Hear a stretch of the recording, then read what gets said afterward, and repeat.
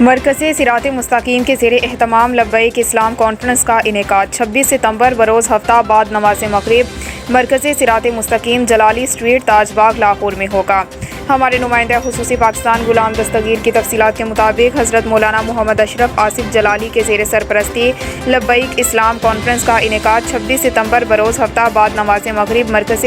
सिरात मुस्तकीम